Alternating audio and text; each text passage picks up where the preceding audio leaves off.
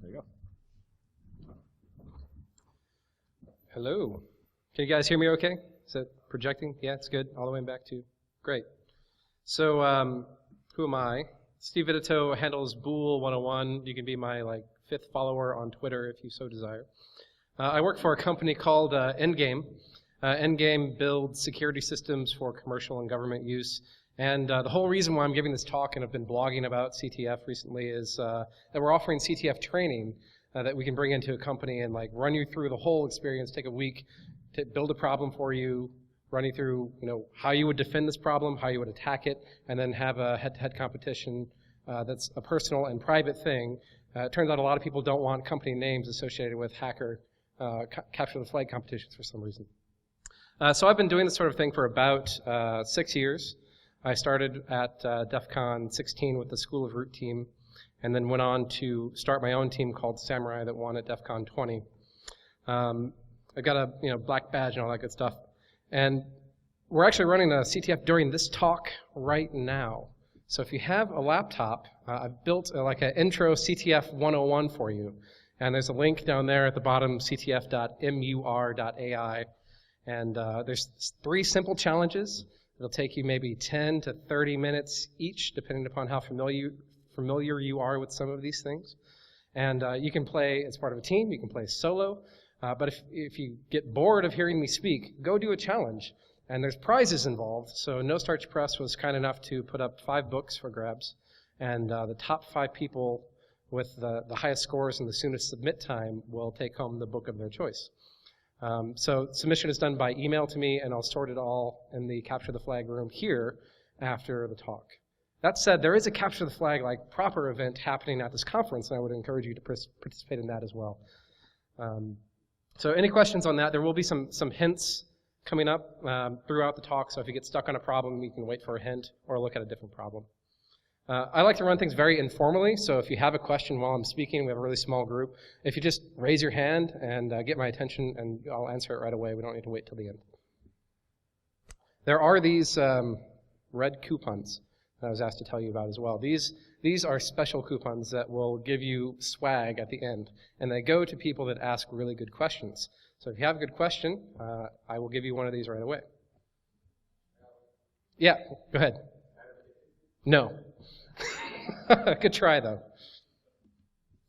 So the basics of Capture the Flag. So most of the Capture the Flag games that you're going to see out there are the Jeopardy Style Capture the Flag. And you can see there's a screenshot of a scoreboard from, I think that's DEF CON 20. You've got a point value assigned to a problem, and every problem is in a category. So networking would have a 100, 200, 300, etc. point problem. There's usually a leading problem in these games that is the first one open, the first team to solve that problem, then gets to pick the next problem. And sometimes there's breakthrough points. So if you are the fastest team or person to solve a problem, you get an extra 3 points per problem. And these aren't always associated with security conferences. Usually you'll hear, oh, the DEF CON Capture the Flag, or the Hack in the Box Capture the Flag. No, as a matter of fact, there's been about 15 this year, and they run about every other week, and there's not that many security conferences running. So people run these just for fun as a group, and you can find a list of them online and sign up. You don't have to be anywhere to do these. These are all completely on the internet. And usually they're web-based kind of scoring systems. Sometimes you see more creative things that I'll talk about in a little bit. The other major style of Capture the Flag events is an attack-defense style. These are the kind of events where you show up, usually to a conference, and you sit down at a table with 7 or 8 other guys, and then you get an Ethernet cable, and that's the start of it. That's all you get. And on the other end of that Ethernet cable is a server that you have to defend, and the server is running custom services that have been written by the organizers. So the goal is to pull back those custom services, reverse engineer them to the point that you understand them, figure out how you can defend them from other people attacking them, and then attack everyone else that's on the same network as you. So this brings in a lot of different elements that kind of overlap and really create a really fast-paced and fun game. This is what the DEF CON final CTF is that runs every year. And this is, it's interesting that you qualify for the attack defense CTF through a Jeopardy CTF, so you have to display skills in all areas of it. The rules are different for these every time, though, so it's not like you capture a flag off a box. And maybe I should mention what a flag is. So If you're running a service, say you're running service 1 on your box, there's going to be a file on that box called flag that's owned by service 1. Someone has to exploit that service, gain control of the service 1 user to be able to read that flag. And then they submit it through a scoring system associated with their team login, and they get a point.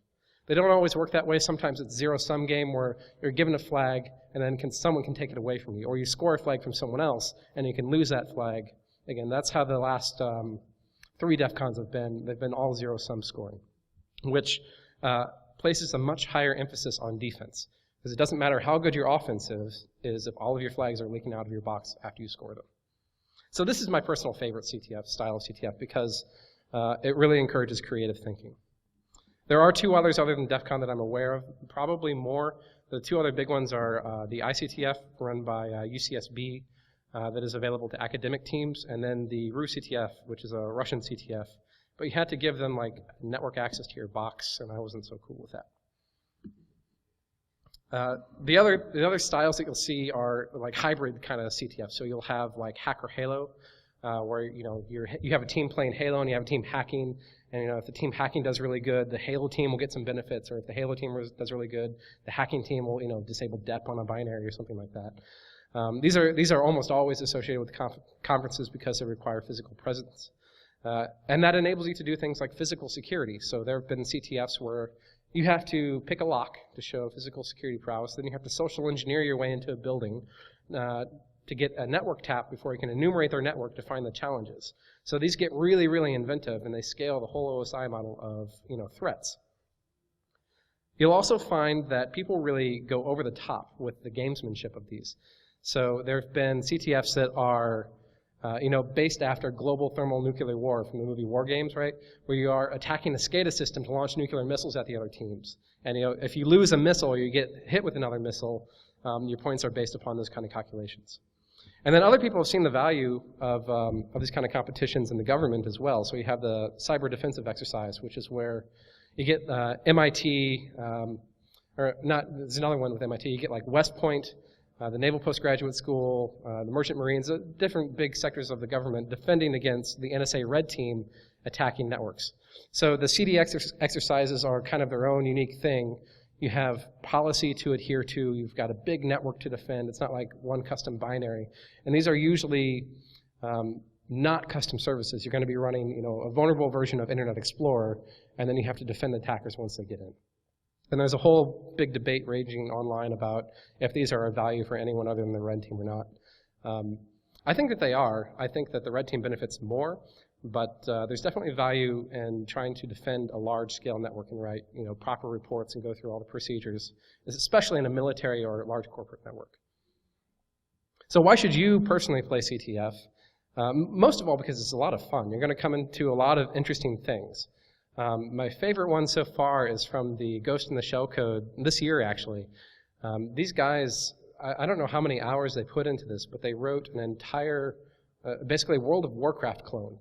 That you'd log in, you'd create a character, you'd get a sword, and then the idea was you had to hack the game. So you could change the value of gravity and jump to the moon, and then that you'd have to modify the binary on your own system to change the value of gravity. And once you got to the moon, you could get a flag from a chest in the moon. And that was all, they did a pretty good job segmenting the client and server communications as well. And this was all, just for fun. About half of the challenges came from the game alone. With the more advanced CTFs, especially the reverse engineering, you find things like custom operating systems people have written from the ground up. And those custom operating systems are running on a custom architecture. And then, they're running an emulator for their architecture and their operating system.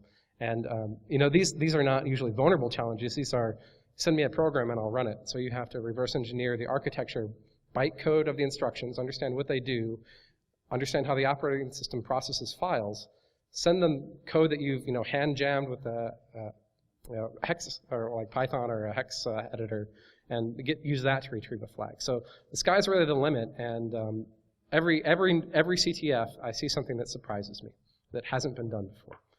The last one we played in was SecuInside CTF, and they had it was a JavaScript jail. So you have like sandboxes for Flash, you have sandboxes for Python that's been done before in CTFs. This one they took V8, and you had to exploit V8. in order to gain the flag. So this is like a real-world exploit, and if you were 6 months earlier, you would have been writing a 0-day exploit for V8. Thankfully, they used a slightly vulnerable version. So the whole point of all of this is that you get a real big breadth of experience. And you learn about technology that's new. So you get new operating systems, new JavaScript interpreters, and you get technology that's very old. So DEF CON qualifiers this year had a 16-bit DOS emulator that you had to exploit, and that was one of the hardest problems in the game. Mainly because we only had one guy on the team that had been doing security long enough to ever interact with 16-bit programs, right? So you have to go back and learn how did that segment register work here, and it actually ended up you could overflow one of the code segment registers, so you point back to a different section of code. It was a really, really interesting problem. But now we've all gained the knowledge of how that technology used to work, and you can apply that to new technology going forward. So you fill in all these skills gaps as well. There was one problem in particular. So I'm going to talk a lot about CTF problems that I've seen or solved. There was one problem in particular a couple of years ago that was eFlags corruption. So this function would come up, they would push the eFlags register, they'd do something, there was an off by 1 error in string parsing of the function, and it would corrupt 1 byte of eFlags. And I'm like, well, okay, that's kind of useless. eFlags, it's what's used to check a comparison. So you always do compare this value to whatever you want to look at, and then jump based upon it. And the compare will reset eFlags. So you're like, well, that's kind of worthless. Until you bring up the architecture manual and you look at eFlags and you see that there's one bit in that register that says controls the direction of string parsing, so that when you're writing a string on the stack, instead of going down, you can flip this bit in eFlags and go up. And that would allow a stack overflow to corrupt the previous stack frame of where there was no vulnerability in any of the other bits of the program. So you find these almost new attack vectors, new attack classes that you wouldn't see in anywhere but a CTF, except for a very rare instance. And then you can audit for things like this, right? So you're not just tracking input, you're tracking, are they doing anything weird with eFlags that I could maybe affect? And this is really a team sport. I don't know how sporty it is, but it's a team event, and you gain a lot from just that by itself. So you gain friends, professional contacts. The last 3 job offers I've had have all come from CTF contacts. And then you get to learn and teach your peers as well. The one thing that, I haven't done pen testing for a while, but the one thing that I've heard people say about these kind of events are that you go beyond pen testing. You're not social engineering your way in, you're not throwing MS-08, 067, and then stealing credentials and propagating. You're actually hacking a binary to gain information back. So this is real, true, live offense. And if you're going to go about discovering and writing exploits for 0-day bugs, this is the best way in the world to get practice for it. And it's free. You don't have to pay a thing to do this. All it costs you is some time and a little bit of willingness to fail, which I think is a big part of what goes into determining how successful you are at these things is if you are tolerant to failure. And that skill applies in a lot of different areas of life. So Samurai is kind of a big team. We have about, I think, 160 people that we've ever been associated with. We have about 40 active members, and at our peak we hit about 80 members. And a lot of them don't play, right? So they don't have the time to do it. They're new. They don't feel like they'd be able to solve some of these more difficult problems. And they feel like they just wouldn't be able to contribute to a team. Bullshit, right? No, that's your excuse is getting in the way of something you want to do. So we've compromised a lot with people. They show up, they do one problem, and they provide the right idea at the right time sometimes. Sometimes they don't do anything, but they get out of it what they put into it. And if you put in just a little bit, I think you get a lot out in return. And a lot of people are afraid of being a noob. I don't know if this comes from video gaming or whatever. You don't get that in the CTF community. No one's going to laugh at you for being a newbie playing CTF. Everyone started there at some point. And you may have to ask some questions, and people may explain things to you in a rushed manner because they're trying to solve a different problem, but you will get an answer. So for those of you that are looking at the Capture the Flag challenge that I put up earlier, ctf.mur.ai, the first one, the methods of encoding should be fairly straightforward. You can see binary values, you should decode those.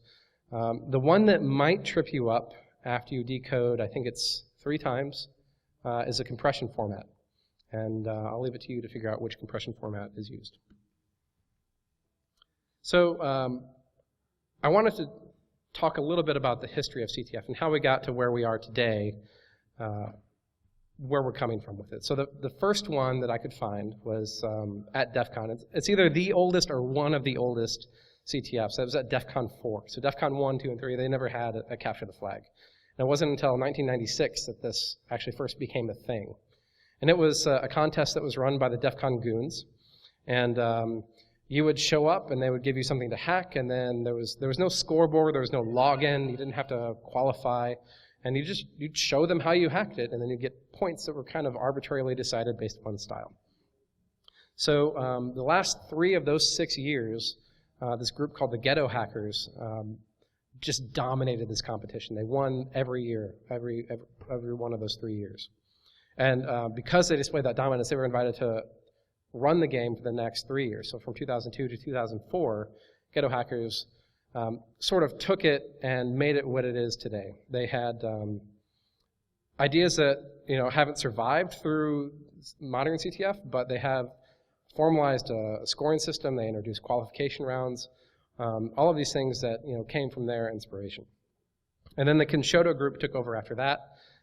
They had a lot of style. If you ever, so some of you may have been to DEF CON when Kenshoto was running the game. They had, they were the ones that started the big videos on the wall to add a whole PsyOps theme to the capture the flag, so that the teams would be distracted while trying to hack.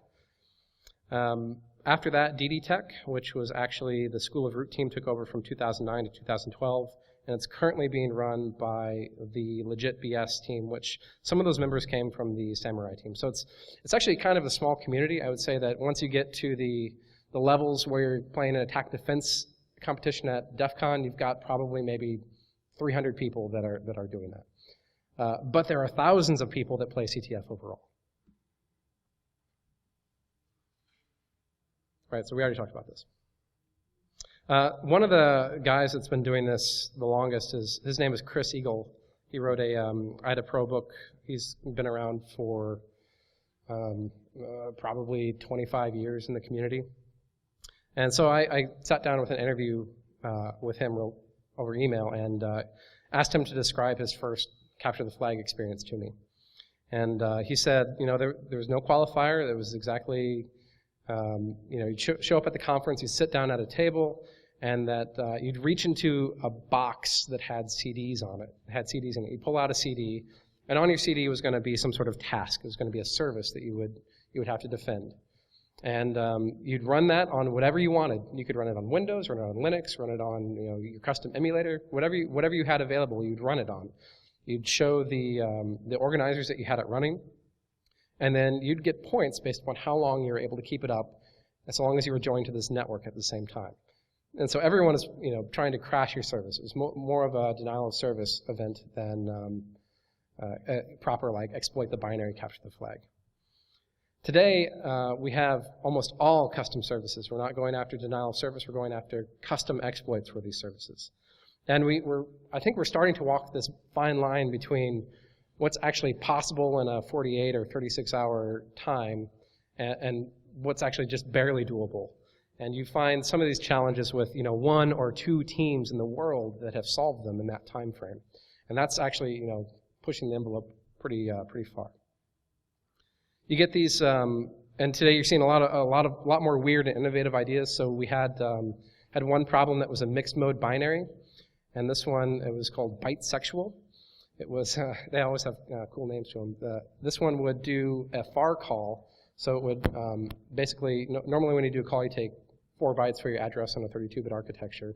And then they would do a far call, which takes 2 bytes after the address to set your code segment register as well. So this binary would switch between 64-bit mode code segments and 32-bit mode code segments. And then it would jump in between them. So the code you analyzed as 64-bit becomes 32-bit, the same bytes in the binary. And you had to wrap your head around it. And this is not something that's supported by any of the disassembling tools out there. You had to go through with IDA and usually comment what the 32-bit value was, what the 64-bit value was. And you could do it, but only 2 teams at the game solved it. So that's one of these problems that's, for the time frame, balancing impossible and barely doable. Most of the CTFs, be them attack and defense or Jeopardy, generally fall in these categories. So you've got binary reverse engineering, you've got binary exploitation, network analysis, ACM style programming. ACM is like a big programming contest where you're given a task and you have to write a program to solve it. Cryptography, forensics, and then web exploitation. I have a friend that I promised I would try to spread this term for him, but he thinks we should all call reverse engineering revenging. I kind of like it, so I put it in the talk for him. So we'll call it revenging. And it's not necessarily all binary RE either. You find a lot of source code that's been mangled, or you're missing chunks of files that are otherwise easy to RE. One particular one that sticks out in my mind is this Minecraft game. You log in and you pull up this world and you see that it's a circuit. So they've built a hardware circuit in Minecraft that you can actually interact with. You can flip the gates and get the right answer at the end. And the goal was to unlock a door by flipping the right gate. So you had to go through and hardware reverse engineer in Minecraft the whole thing. And then once you could get into the door, the flag would be displayed to you. So really, really interesting ideas. Most of them, though, are these sort of crack-me programs, where you're given a binary, it takes some input from a file or from a keyboard, runs through a really complex algorithm, and then says you win. So where's the flag, right? The flag is your input. So it's like a serial crack-me. You have to reverse engineer the algorithm to the point that you can provide the right serial number to get the program to print you win. And then you submit the serial number for points usually. The latest innovations here have been really exciting. The SAT Solver Z3, if you've ever used that, you can write your reverse engineered code in a SAT solver and say, what's the answer to this? And it will churn for a little while, and it will say, you need to have these conditions to make this equation come out in the right way at the end. You also find patch-me programs under the reverse engineering category. These are programs that have key expansions. So there was one recently that took up 100 terabytes of memory to actually compute a challenge, and that's just impossible. So you'd have to go through and figure out how it works, figure out that you don't actually need 100 terabytes to do this computation. In fact, you could optimize the memory speed trade-off this way, and then you write a little program that solves it in 15 minutes or so. So one easy trick that you see a lot of organizers doing is to increase the difficulty of some of these problems, is to just compile them to a different architecture, right? So GCC is an amazing tool. It'll emit ARM, it'll emit PowerPC, and you just have to pick a different one from your C code to make things exponentially more difficult in the amount of time allowed. So IDA-Pro is really the big tool that people use here. If you have never used IDA-Pro and you want to get into reverse engineering, there is actually a free version available, and if you're a student, there's a student version available. And it's actually relatively cheap to pick up. There's a competitor now that runs on OS X called Hopper as well, that its big main feature and why people started using it over IDA was it provided x64 decompilation. So you could take an x64 binary and go right to C code. IDA-Pro as a 6.6 now provides the same capability. Here's 3 books here that you should read if you are brand new to reverse engineering. I would start at the top and go down. Yeah, question? Yeah, we'll put the slides up online. And then the last thing you can do is experimentation. So if you take just a blank project in Visual Studio or Eclipse or whatever you want, take a C program and compile it with the Stack Overflow in it. Stir copy from argv1 into some fixed size buffer, right? So this is like the classic example. And then look at how that looks in the disassembly code. Then compile it with stack canaries on and see, okay, this bit changed at the beginning of the function and the end of the function when I enabled stack canaries. So what you're doing is you're training yourself to recognize patterns and reverse engineering code. And really, this is a lot of what it is pattern matching. So if you can write your own code that you know how it works because you wrote it, compile it, and then learn the binary patterns, it's a really, really quick way to learn reverse engineering quickly. For those of you doing the CTF, the second challenge, I apologize a little bit, it is kind of annoying. You get a little QR code spat back to you. but it's in ASCII, so you have to find a way to read that. And it is actually possible to read it with your phone. And if you try changing fonts and sizes and zoom levels, you'll hopefully be able to get it. Otherwise, you can write a program that will manually decode it, and it will take you longer than the time of this talk. Okay, so binary exploitation. Binary exploitation is what I view as sort of the next level of reverse engineering. It's not only understanding the program, it's understanding its weaknesses and how to take advantage of the weaknesses. So the better you are at reverse engineering, the better you are going to be writing exploits. The goal is usually first to identify the exploit and then to exploit, right? So you can't write an exploit for something you don't understand usually.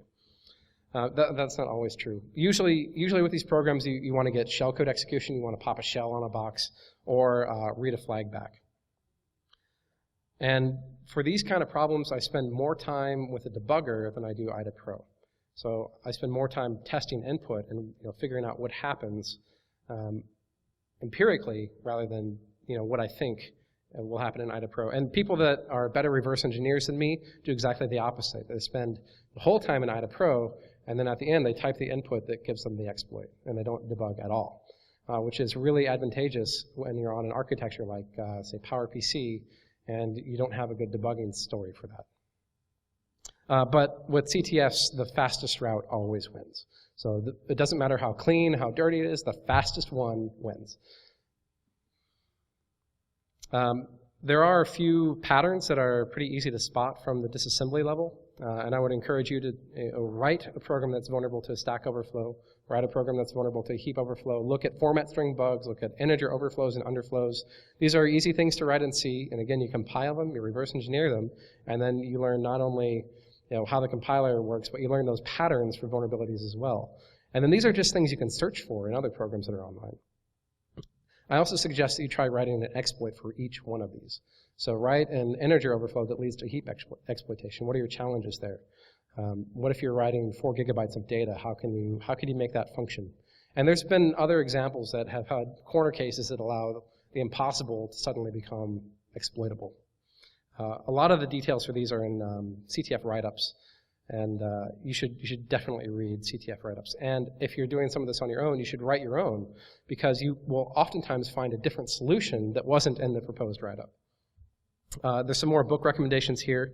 I do have a blog post with all these book recommendations from Endgame. If you just do Endgame, Getting Started with CTF, all of the book recommendations in this talk are online with Amazon links as well.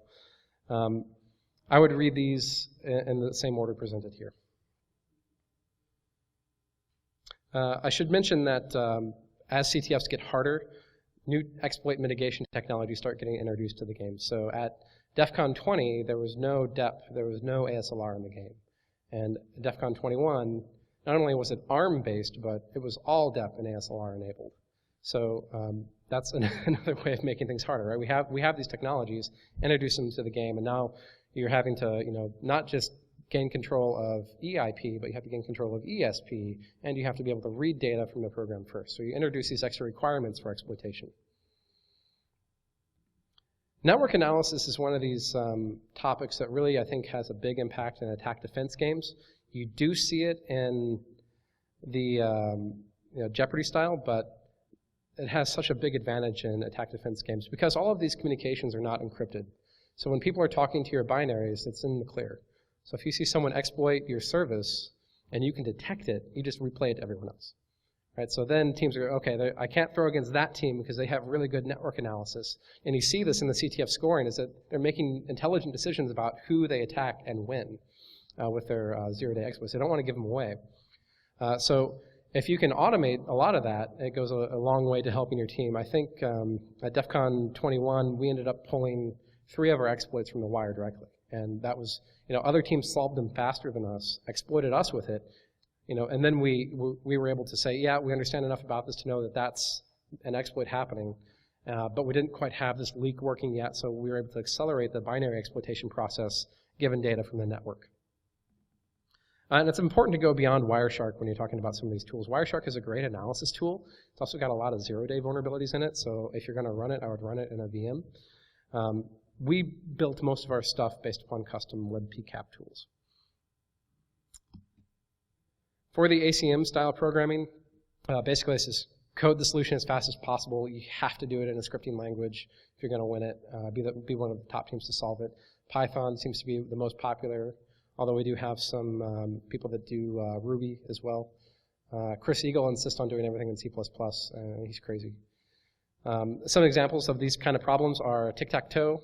So you're playing against a computer, you have to win the tic-tac-toe so many times. You have to develop a game algorithm to beat their implementation.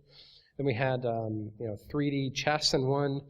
There was one that was really interesting called zombie hunting. So you'd log in, you just netcat to the service and be like, there's a zombie 30 feet from your car and you have a rifle. And how fast that rifle shoots is this, what angle do you have to shoot at? And that's the level 1. Then the zombie starts moving, and you have to be able to track, and you have to kill so many zombies before you run out of ammo. So you have to think about the mathematical calculations that go into that. You have to program it, you have to parse it. And it takes maybe 4 or 5 hours per problem like this. And speed matters, right? So it matters not only in your programming ability, but it matters in where you launch from. So we've had cases where we've been failing on a problem for an hour and a half, and then took the same solution and ran it from a better connected box that had more RAM, more cores, and solved it right away, which is somewhat disheartening for people that wrote that program that did not get to pull back the flag. But you gotta account for speed across the board with these problems. And then you do see this kind of thing in attack defense games as a way to provide a CAPTCHA. So this provides a mitigation to the network attack. So if you just pull an exploit off the wire, if you then have to connect and play a game of chess and win it before you can send your exploit code, that game of chess is going to be different every time. So it's like a bit of a game CAPTCHA that you have to solve. Cryptography, I won't go into too much. It's a very broad topic. There are some books you can read. We find this a lot with web challenges. And a lot of it's very simple stuff. Like the easier problems, you get substitution ciphers, Caesar ciphers, that kind of thing. The Coursera course is from Stanford. It's actually pretty good. You may want to go through it a couple times to get it all, but it's actually a worthwhile thing to do. And then forensic, I said my least favorite topics for the end, cryptography and forensics. You get disk images, and you're basically making wild guesses, in my opinion. You also get stenography and images, like a bitmap image where the least significant bit reassembled gives you a gzip compressed file, right? Like who comes up with this kind of thing? But people manage to solve it, and it's just by intuition and guess and check. So the more experience you get at doing these kind of things, the better you get at doing them. And I think that you could actually take some of these things and implement the checks that you have for stego and images, for example, based upon how other CTF organizers have implemented them. The O&O hex editor is my chief tool here with these kind of problems. But for anything that's even moderately advanced, a custom tool is almost always required in CTF. Web exploitation, we have a couple of guys on our team that are just phenomenal web exploitation people, and they run their own company. This is their business, and they go, yep, there's a SQL injection here. It's a reflected SQL injection after I cross-site script the admin. And it's like, how did you change that together in an hour? But again, we're seeing this get much more difficult as these kind of people are writing these challenges. Most of them are still PHP and MySQL challenges. So if you understand PHP and MySQL, you'll probably do good at the web challenges in a CTF. And you do get everything. It's not all SQL injection, right? You get cross-site scripting, you get file includes, and you even get crypto problems mixed in with a crypto challenge to get to a file include. These things become layered very quickly. So you have to understand, step 1, get through the door. Step 2, once you're in the door, exploit this box over here. And there's always multiple steps through the whole problem. The biggest tip I can give you when you're looking at web challenges is to always look at the headers coming back from the web server. There have been mistakes made with the headers, like you could X-forward something. There have been entire key data or flags coming back in the headers that wasn't intended for one of the easier solutions. So always check the headers, and the most popular tools I use are curl and SQL map. The Web Application Hacker's Handbook is getting to be a bit dated, but still has a lot of really good information in it. If you are just starting out at CTF, I want you to know that you are going to be completely overwhelmed. The first time I ever did it, I did not capture a single flag. And the second time I did it, I did not capture a single flag, all right? So you will fail at this, and it takes a lot of time and patience and a bit of dedication to get good at it. And that's sort of the point, right, is that in order to get better, you have to challenge yourself. So CTF is kind of a unique animal. There's nothing that's going to train you for it like doing it. So when people ask me, how do I get started in CTF? I say, do a CTF. And you're not going to do well, but that's okay. It's important, though, that you don't stop after the game ends if you want to get better at it. So all of the best players on the Samurai team, the buzzer goes off, and so long as they're not super exhausted, will continue to solve a problem. They will continue to work until they can capture the flag. And then they'll usually do a write-up on it. And once they do the write-up, they'll read other people's write-ups on the same problem that they did a write-up on and say, oh, they have a different solution than me. I missed that in the binary. What could I do to recognize that next time? So they're constantly in this game of improving their techniques to engage with the community anyway. And doing your own write-ups, I think, is really valuable because you get to help teach other people these things as well. I'm going to give away some secrets now about CTF, and I debated on doing this, but I thought I got to put in some dirty tricks. So half the fun is creative thinking. Once these work once with one group of organizers, they tend not to work again. So really, especially in an attack-defense CTF, you're doing battle with the organizers. And what are their weaknesses? What did they forget to protect themselves from? There was one problem in the DEF CON qualifications called No Name Yet, which was it was a web problem, and it had a file upload vulnerability. You could upload a PHP backdoor to like an image gallery, right? And every player had a backdoor in this box. It was just the most disgusting thing in the world. We uploaded a simple file monitor so we could see what else was happening with the box, and we found a CGI script that was setuid that would, the idea was to exploit the CGI script instead of the file include. But other teams didn't go down that path. They said, okay, there's a CGI script, but I've got a shell on that box, right? What else can I do with the shell? And they found that the user's home directory that controlled that CGI script was actually world writable, right? So why did that happen? We completely missed it, and all they did was add a backdoor into bash aliases that when anyone else solved the problem, popped a shell and pulled the flag back, they got it too. Which, bravo to it was GeoHot that did that. That was a great technique. I wish I'd thought of it first.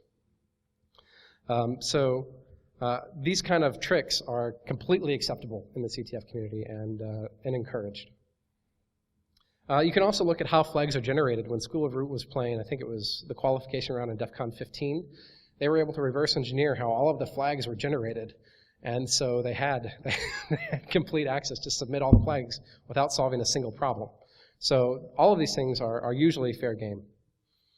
The other thing you can do is, especially with the Jeopardy style where you have closed problems you're not supposed to access yet, look at how the names are generated. Is it some English name that you could probably guess, underscore like an MD5 hash, or is it just some English name you could probably guess? Do they have DNS records? Do reverse DNS scans. Honey traps is a fun one at DEF CON CTF. We had, so I should go back and say that School of Root is a team affiliated with the university, so they had lots of people rotating in and out of the team. But they had one very attractive lady that was on the team, and would go and sit down with the Russian teams and would be very, very interested in everything they were doing, and they would show her everything. And then the next day she came and sat down with the School of Root team. And they were like, oh, we got owned by the honey trap. So, you get a lot of, we get a lot of information through social engineering, which is also on the table for these kind of things. Back to a technical solution, you find common patterns in a lot of these problems. So like a CTF problem that is working over a socket and not INetD will typically accept a connection, fork, and then, do processing. But what happens to the parent? What happens to the child, right? You should read the man pages on fork and permissions. Can you kill the parent from the child? Are the processes owned by the same user? Better yet, could you p-trace into the parent and accept connections on behalf of the service that other teams are connecting into? Or is the server socket not even closed? Could you just accept every other connection from teams that are trying to exploit that service? This leads to very, very complicated shell code very quickly. but nonetheless is a really devious trick to play during some of these games. And especially in the Jeopardy style CTFs, you often see that the parent process is not protected. And in challenge 3 of this mini CTF, it is not protected. So permissions matter, right? So when I say not protected, are you running your service as the CTF user, like service 3 user, or are you running your service as root? Which one do you think would be most intuitive, right? You're like, well, we don't want to have people exploiting the root binary, so we'll run it as a CTF user. But then we have this whole ptrace and permissions problem, so okay, we'll run it as root, but then we'll fork and drop permissions, right? That's the appropriate solution. But did you really drop all the permissions? Did you do it appropriately? Did you close the server socket again? So you introduce this whole new attack vector into the game as well. XINetD makes this a lot simpler. The last DEF CON was run entirely on XINetD. It managed all of that appropriately so that every service user was binned to their own user group, and it could still listen on things like privilege ports. Sometimes you'll have CTFs where you get a shell on a box, and you're given SSH credentials, and that's your only clue for the problem. So you have to look around and figure out what's there. Usually it's going to be a set UID binary, right? And there are a lot of tricks once you get a shell in a box that you can play to make your life easier. So you can disable ASLR by making this stack unlimited. So ulimit-s unlimited, no more ASLR for you. Signals are really interesting to send to processes that can cause unintended behavior, and in fact, that's the point of some of the CTF problems, is to send the right signal at the right time to cause the right kind of behavior in the problem. And that's a matter of reverse engineering to figure out how signals work. But signals aren't something that are going to be available on a remote style problem, so they're unique to these kind of, you have a shell in the box problem. You can make almost anything fail. All the API calls that you see when you have a problem that's being attacked over shell, everything needs to have a return check on it. Like if you open a file and you limit your file descriptors in your shell with ulimit-n3, standard in, out, and error. If you try to open another file, it would be file descriptor 4, that's going to fail. As a matter of fact, I've seen real programs that give you a root shell on the box because of this problem. The other things you could do, like maybe sniff traffic, if that's available, if you can sniff traffic to the other services, and then monitor that temp directory, because everyone likes to put interesting exploits in their work in the temp directory with not appropriate permissions, because you're all logging in as the same user. Indeed, if we'd monitored the temp directory on that no-name-yet DEF CON problem, we would have been able to pull the flag back without having to do any actual program analysis. I thought it was kind of interesting to talk about Samurai Team a little bit, just given that we're kind of a large team with about 40 active members, and we peaked at 80 during the DEF CON 20 finals. And we're distributed geographically, so we have people all over the US. We've got people in Canada and England, and we have 2 people in Australia. So I mean, we're everywhere that people live, and they're not all traveling for these events. So it introduces a lot of organizational challenges for us. So what we do is we have one central IRC server that everyone logs into. The games are actually managed by a custom IRC bot, so you can add a problem, say you're working on a problem. You can solve a problem to let other people know to stop working on it, which is very important for optimizing how people spend their time. And then we have VoIP service as well, so we can actually log in and talk about a problem, which is significantly faster than typing. Like the guys that play World of Warcraft or any of these other MMORPGs, they're all on VoIP for a reason, right? It's a lot faster way to communicate. And the same applies to CTF. When we're actually in a location, like for DEF CON, we will have dedicated support staff. So people will bring us food, so we don't have to get up and go get food. We also had to employ physical security. So we would have, I think it was the European NOPSLED team would send one of their guys over and stand by your table and try to overhear and watch your screen. So we'll have screen protectors. We had a bouncer that would say, shoo. And all of these were really essential to being successful at some of these events. And then, since we're not all at a table, we've got 2 hotel rooms, a group in a different country, and a group at a table. We had local leaders for those individuals. We call them cells. So we had a cell leader for a hotel room, cell leader for the table, and then those central points of contacts would communicate with one another to organize who was doing what. And I'll leave you with a real quick war story that came from DEF CON 20. We go into this huge room. It's about, 3 times the size of this room. And every table had a printer on it. And we're like, oh no, there's going to be a CTF on printers, which would be totally awesome, but would be a massive pain in the butt because none of us had really reverse engineered a printer before. So we immediately get out the screwdrivers, pull these printers apart, pull the boards off of them, dump the firmware, see the cached faxes that were in memory, and then the organizers had to say, "Stop! Those aren't our printers." They were leftovers from the World Series of Poker, and they just were toying with us by giving them an Ethernet connection and power on the tables. What they did conceal, though, was an NFC tag. So you'd find this piece of paper with an NFC signal on it, and you could read it with a cell phone. We had one guy on our team that had a cell phone with an NFC reader.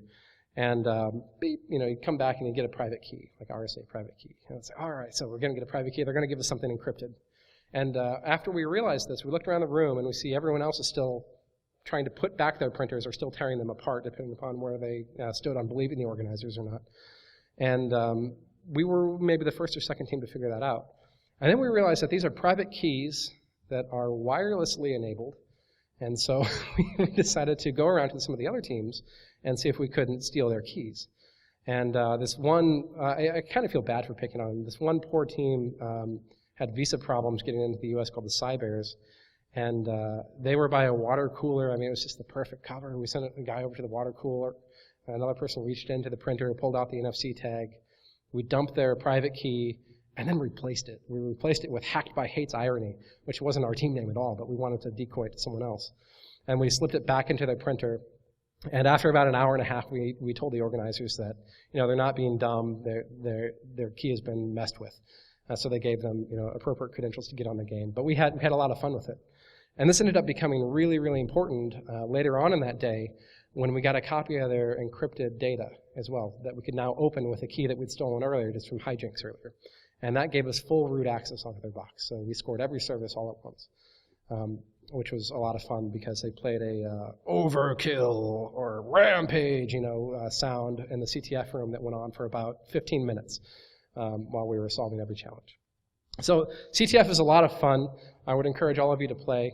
If you've been playing the one that we've been running during this game, I'll be next door in the CTF room here, and I would encourage you to play the CTF here as well, and we'll figure out who gets these fine books from No Starch Press.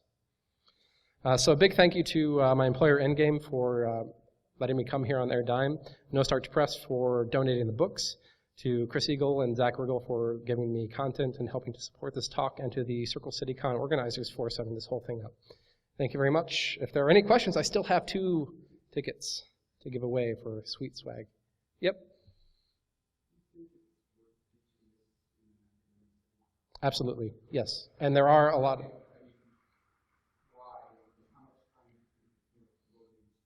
So there are actually academic competitions, and you find that a lot of the teams are academic teams, and they run their own exclusive academic competitions. So you have to be affiliated with a university email address to play. I think it holds the same value academically or not academically, either way, but it should be pushed down further. This way of learning, I think, is important to get people to teach themselves these topics. And you're seeing that with some of the high school CTFs now as well. So you'll find like so-and-so high school won first place in their regional Capture the Flag competition, which that didn't exist 5 years ago. That's all very new. There's a lot of CTF for newbies. There's like Pico CTF and Micro Corruption and Seesaw are 3 of the intro CTFs that are targeting that sort of group. And if you get a ticket for that question, I like that. Yep. Any others? Courtney, did you have one? Yep.